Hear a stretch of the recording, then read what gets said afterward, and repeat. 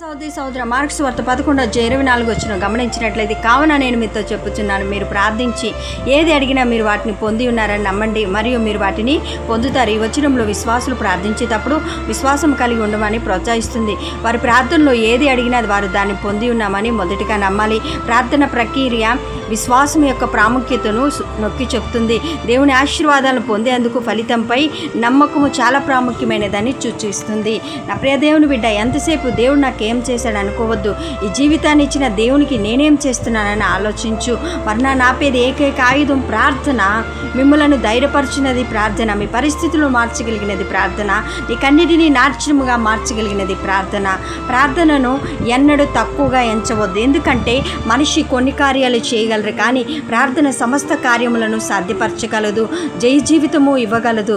ఈరోజు నుంచి నమ్మకముతో విశ్వాసముతో ప్రార్థన చేయి. ఎక్కువగా రహస్యముగా ప్రార్థించేవారు బహిరంగంగా విజయాలు పొందుకుంటారు. మీ పట్ల, నీ బిడ్డల పట్ల, నీ కుటుంబం పట్ల దేవుడు జయ జీవితమును అనుగ్రహించునుగాక. అటు కృపా ధన్యత దేవుడు దయచేయునుగాక. ఆమేన్.